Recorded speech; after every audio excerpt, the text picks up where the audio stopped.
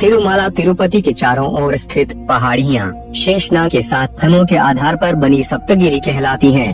वैकुंठ एकादशी के अवसर पर लोग तिरुपति वेंकटेश्वर मंदिर पर प्रभु के दर्शन के लिए आते हैं, जहां पर साक्षात बालाजी विराजमान हैं। यहाँ आने के पश्चात भक्तों को जन्म मरण के बंधन से मुक्ति मिलती है और उनके सारे पाप धुल जाते हैं। श्री वेंकटेश्वर का प्राचीन मंदिर तिरुपति पहाड़ की 7वीं चोटी वेंकटचला पर स्थित है। यह श्री स्वामी पुष्करणी के दक्षिणी किनारे पर स्थित है। श्री वेंकट पहाड़ी का स्वामी होने के कारण ही इन्हें वेंकटेश्वर कहा जाने लगा। इन्हें 7 पहाड़ों का भगवान भी कहा जाता है। मंदिर के गर्भगृह में भगवान वेंकटेश्वर साक्षात विराजमान है।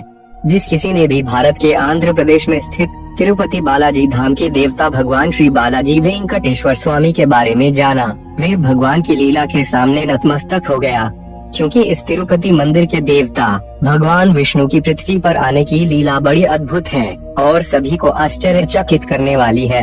यह बड़ी कौतूहल भरी कथा है। मन में यह प्रश्न उठता है कि वे कौन से कारण थे जिसकी वजह से भगवान विष्णु को वैकुंठ लोक से पृथ्वी लोक में निवास करने के लिए आना पड़ा।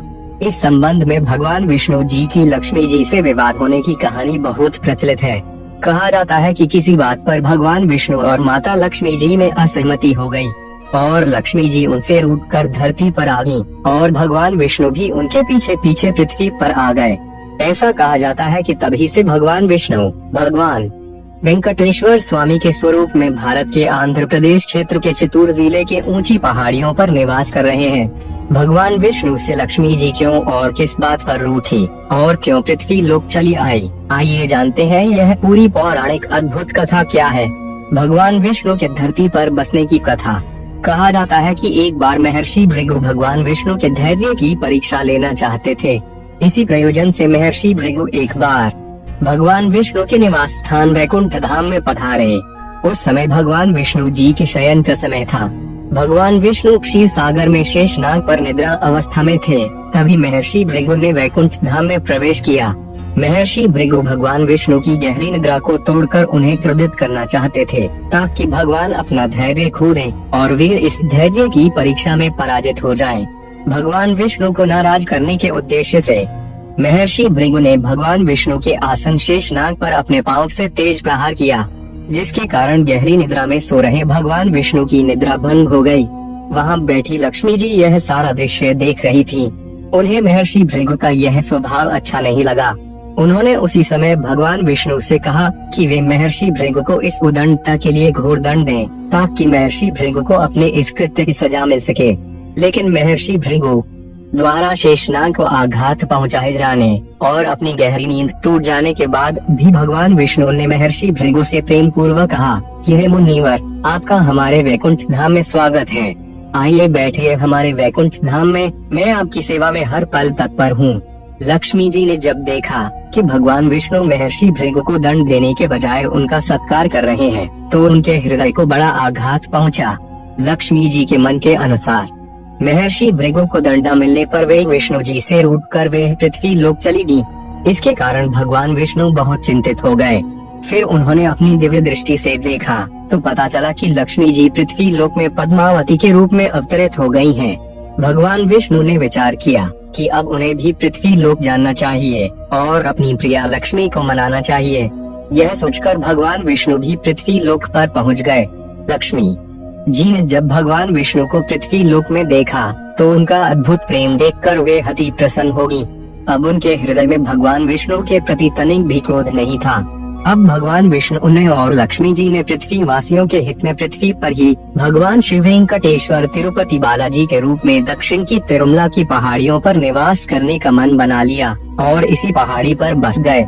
ऐसा कहा जाता है कि आज भी भगवान विष्णु और लक्ष्मी जी अपने सजीव रूप में दक्षिण की तिरुमला की पहाड़ियों में स्थित हैं। उनकी दैवीय शक्ति का आज भी लोगों को आभास होता है। तिरुपति वेंकटेश्वर मंदिर के नाम से प्रसिद्ध यह धाम भारत का एक प्रमुख तीर्थ स्थल है। भगवान विष्णु का यह धाम समुद्र तल से 32,000 फीट ऊंचाई पर स्थित है। पौराणिक ग्रंथों में तिरुपति बालाजी के इस मंदिर का त्रिवेंद्रम नाम से उल्लेख किया गया है। 7 पहाड़ों वाले मंदिर के नाम से प्रसिद्ध तिरुपति बालाजी महाराज का धाम एक ऐसा धाम है जहां भक्तों को नए नए चमत्कारों और रहस्यों की अनुभूति होती है। समय समय पर इस धाम के देवता अपने भक्तों को जीवंतता का आभास कराते रहते हैं। आइए जानते हैं तिरुपति बालाजी महाराज के धाम के वे अनसुलझे रहस्य जो सदियों से रहस्य बने हुए हैं। वेंकटेश्वर बालाजी मंदिर की स्थापना का रहस्य।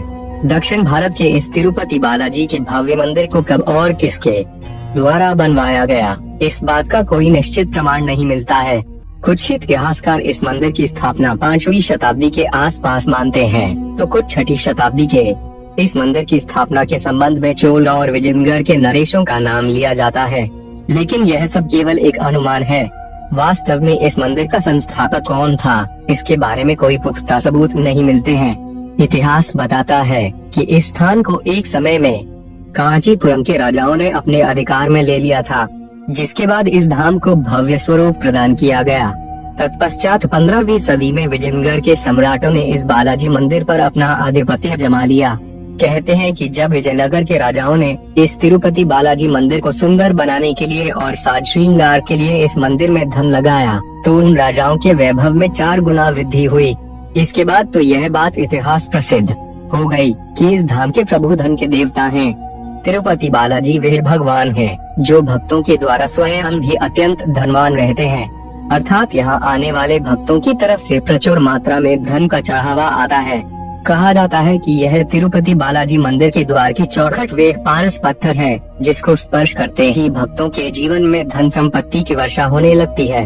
ब्रिटिश शासनकाल के अंग्रेज शासकों में भी यह तिरुपति बालाजी का धाम प्रमुख आकर्षण का केंद्र बना रहा। ब्रिटिश शासन ने तिरुपति बालाजी मंदिर की देखभाल और देखरेख स्थानीय मठ के महंत को सौंप दिया था। वर्ष 1933 में इस भव्य मंदिर के देखभाल का जिम्मा स्वयं मद्रास सरकार ने ले लिया था। उसी समय से राज्य सरकार तिरुपति बालाजी मंदिर की देखरेख कर रही है। तिरुपति वेंकटेश्वर मंदिर की मूर्ति का रहस्य।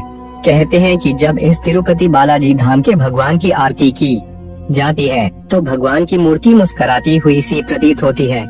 इस मंदिर में भगवान विष्णु की जो मूर्ति दिखाई देती है, उस मूर्ति में लक्ष्मी जी की प्रतिमा भी समाहित है।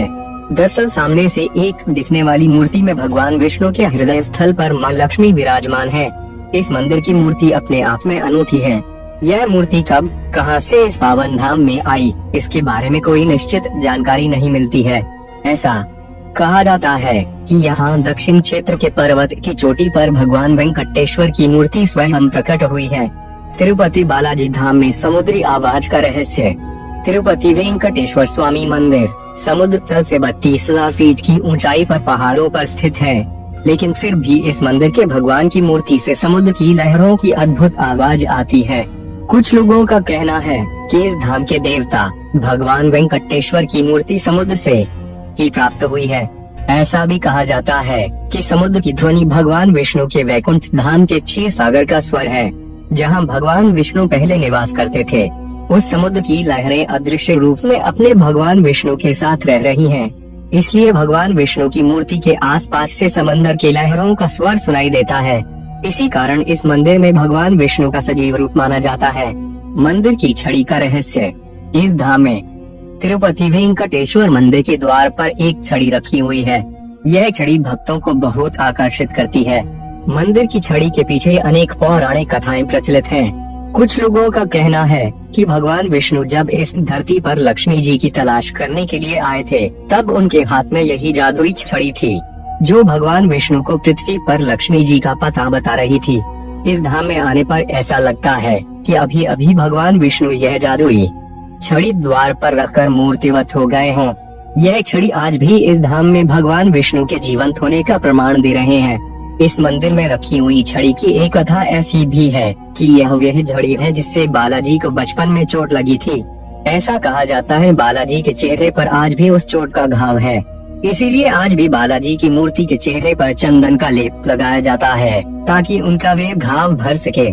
इस तिरुपति बालाजी मंदिर में साज श्रृंगार और प्रसाद आदि के लिए चढ़ाई जाने वाली सामग्री तिरुपति बालाजी के गांव से ही आती है।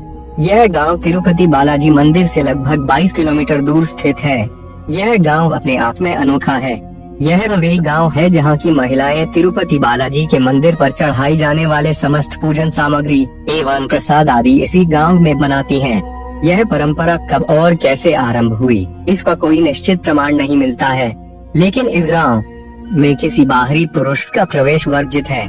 कहते हैं कि इस गांव की महिलाएं भगवान विष्णु की परम भक्त हैं। वे सभी भगवान विष्णु के भजन गाते हुए अपने हाथों से तिरुपति बालाजी को चढ़ाने के लिए मिठाई, फूल माला आदि बनाती हैं। तिरुपति बालाजी वे चमत्कारी धाम है जहां के देवता को प्रणाम करने मात्र से आपकी सफलता के द्वार खुलने लगते हैं। इसीलिए कोई भी राजनीतिक नेता चुनाव लड़ने से पूर्व और कोई भी फिल्म अभिनेता अपनी नई फिल्म की शुरुआत करने से पहले इस मंदिर में आकर माथा अवश्य टेकते हैं। ऐसी मान्यता है कि अपने मन की अभिलाषा तुलसी दल अर्पित करते हुए सच्चे मन से मांगने पर इस मंदिर के देवता उसे अवश्य पूरा करते हैं। सबसे अधिक अमीर मंदिर होने का रहस्य, इस मंदिर की अपार श्रद्धा देश विदेश के धनी वर्ग के लोगों को भी अपनी ओर आकर्षित करती है। ऐसा कहा जाता है कि यहाँ आने के बाद इंसान को अपने जीवन में धन की कमी नहीं रहती। इस धाम के देवता के आशीर्वाद के बाद लोगों को धन का लाभ होने लगता है, जिसके बाद भक्तगण अपने धन के लाभ का कुछ हिस्सा तिरुपति बालाजी धाम में चढ़ाने लगे।